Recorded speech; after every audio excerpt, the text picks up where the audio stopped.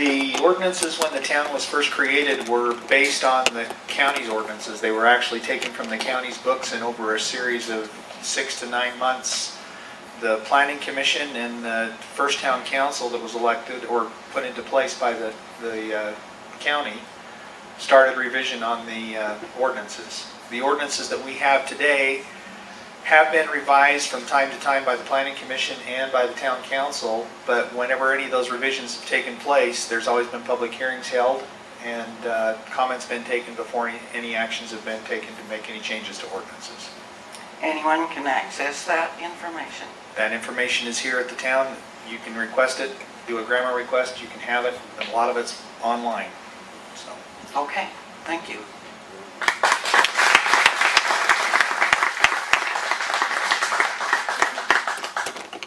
One more quick question. Is the ordinance officer here? Could I ask the mayor then, what is the procedure for giving a citation? Is there a procedure of warnings before a citation is issued? Basically what happens is when a violation takes place or a complaint is filed with the town office, either by email or through a phone call or whatever means of communication, that's turned over to the code enforcement officer. She goes out and investigates, at which point there's a warning letter sent out to the individual, and they're given 15 days in which to take care of whatever issue it is, and then after that it's turned over to our prosecuting attorney, and our prosecuting attorney for the town decides which cases are prosecuted and which aren't.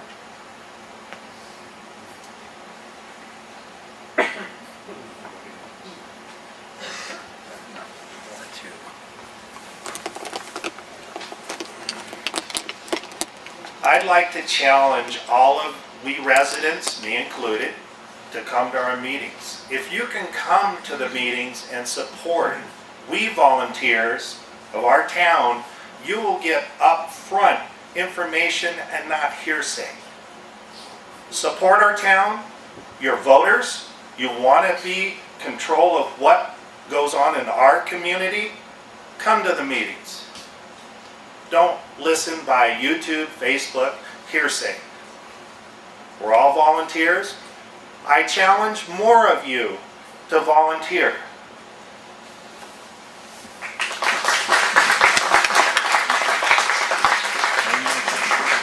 Another question for the mayor.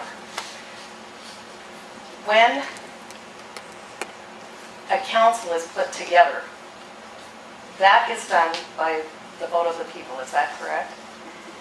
Yes, that's correct. Okay, what about like the position that I have? Any of the auxiliary committees that are created in the town, such as the Parks and Recreation Committee, the Planning Commission, the Roads Committee.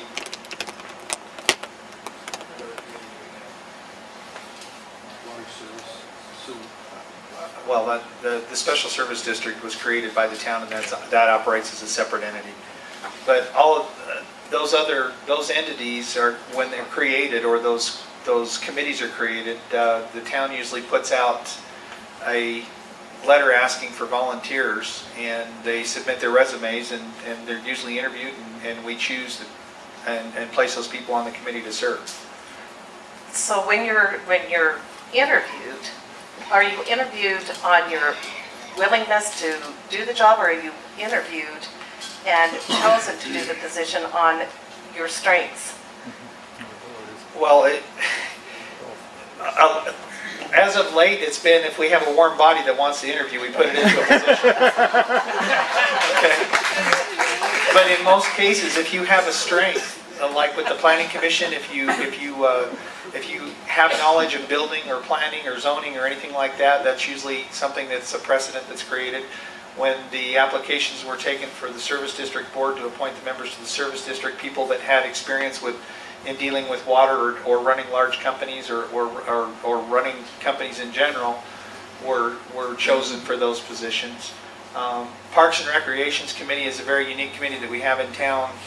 We've gone through a lot of volunteers in that committee in the last year, and there's some extraordinary people on that committee, and you can see what's been accomplished out to the north end of the building. And that most everybody that volunteers for that committee just gets put on that committee because... Do we ever get paid? No. Okay. I have one question for our town council, for the attorney. The attorney. Thank you. I keep pointing over here for some reason, but the attorney. The lawsuits that are currently going on against individuals from the city to individuals in this community, will they just go away if we disincorporate, or will they continue through the court process, and will those actions still be taken? Nick is one of the attorneys too, that's why you're pointing over there. But,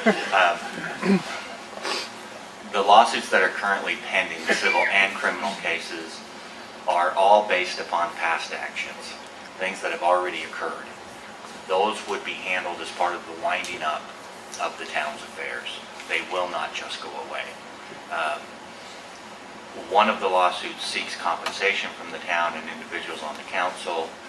If that lawsuit were successful, then that would be one of the debts the town would have to pay as part of its winding up. So the criminal cases will continue until they're done, because they're based on past actions, not current or ongoing commissions. So those would have to be wound up.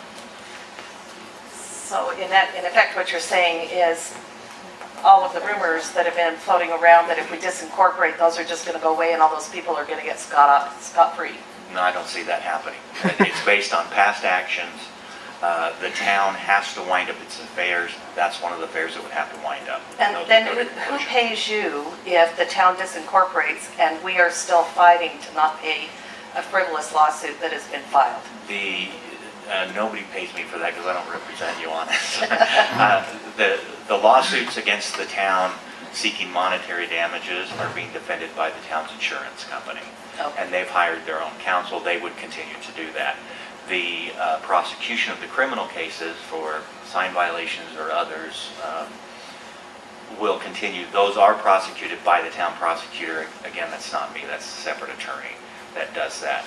The town would have to pay that attorney as part of the winding up process. So regardless, we're going to have to pay those fees out of our own pockets anyway. It would come out of the town's coffers until it's completely settled, and then the town would be able to wind up its affairs. Thank you.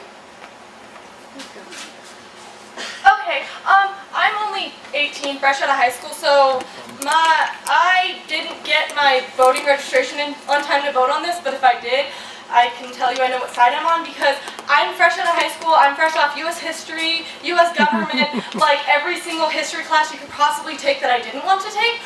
I know a lot of information about government, and starting from the beginning of time, when the U.S. government, the top of the top government of this country started, it was based on volunteers. They weren't paid, and they had ups and downs through history.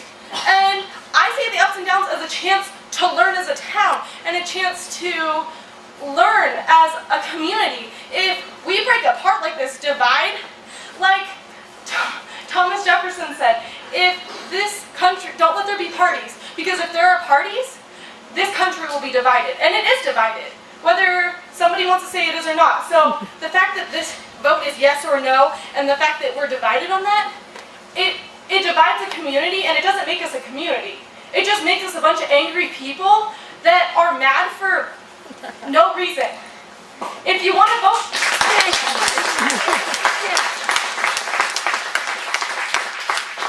as we've done through history, if you want to vote a certain way, then vote a certain way. Nobody's going to take away your right to vote a certain way. But don't take your anger out on everybody else in the community. I just feel that, like Judith said last week, if you want to make this community better, if you want to make things better, through history people have been volunteering, so volunteer.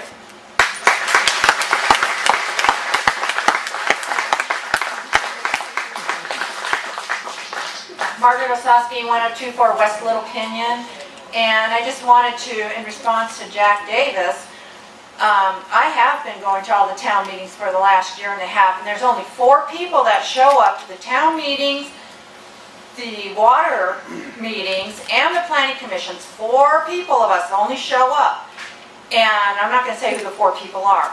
And I have volunteered for this town, and I really didn't think I was treated very fairly by the town, the mayor and the planning commissioner.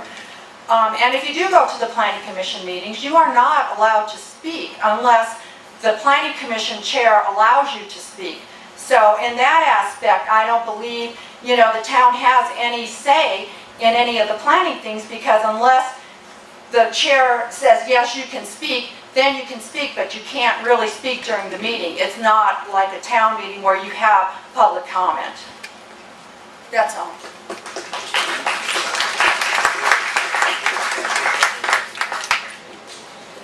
I'm Chris Kingsley, and I live on Apple Blossom Lane. And I just had two little things. The first thing I wanted to comment on was when we moved out here 19 years ago, we were part of the county. We were just county. And I always thought it was so interesting and amazing to me, because when Dale and I would go for a walk and walk the dogs, at that time there were not hardly any houses out here, not like they are now. The dogs could just run and chase rabbits and that sort of thing. And I thought it was kind of strange, because as we walked along the road, the dirt would always get in my sandals. And so I finally got to the point where I just took my sandals off and walked in the powdered dirt of the roads out here. And so I'd like to say, if you think we have dust now, if our roads are not maintained, we will have powder again, and even going 15 miles an hour, you will create a huge billow of dust to deal with. It was really dusty then. The other thing I'd like to ask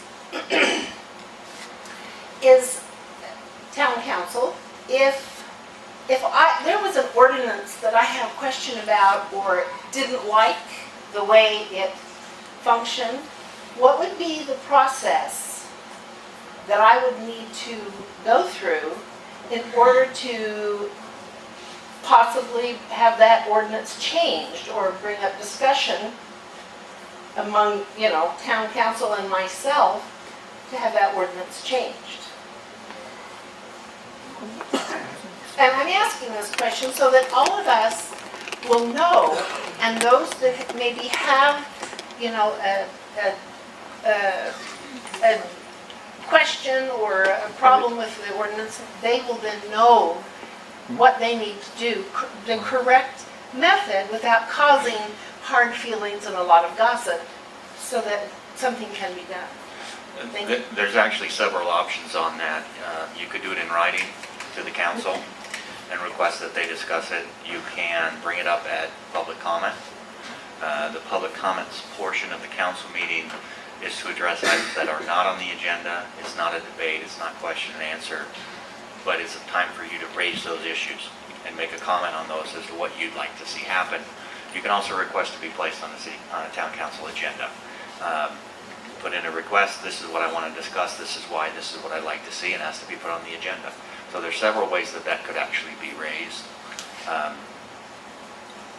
If I might clarify something on the question that was raised as to speaking at meetings. In the Planning Commission, there are public hearings, and there are public meetings. They are two different things.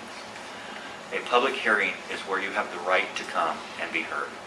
And if a planning commissioner is not allowing you to speak at a public hearing, I'm the one you need to call. And I will take care of that problem, because at a public hearing, you are allowed to speak.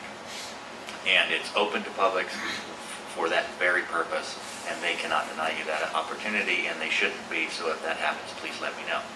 A public meeting is a different thing. A public meeting is where you get to attend. You don't necessarily get to participate. Some of the items may be open for discussion, some may not. That is at the chairman's discretion.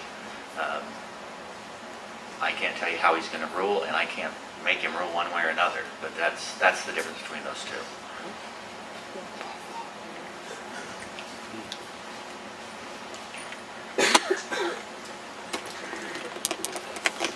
My name is Price Nelson. I live on Golden Delicious. Most of you, I hope, know me. But I'm really concerned about people complaining about one thing or another. We continue to complain, But what do we do about it?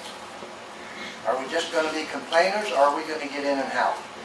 I believe that if more people would volunteer to help this town would become a much, much better town. I don't volunteer as much as some of you might, but I do volunteer. I keep the motor grader running for them. I came out and helped them with their park, or any other thing. And I will volunteer to come and help any one of you individually, whether you're in the town or not. And I do that a lot. So let's quit grumbling and complaining and griping and get off of our butts and do something.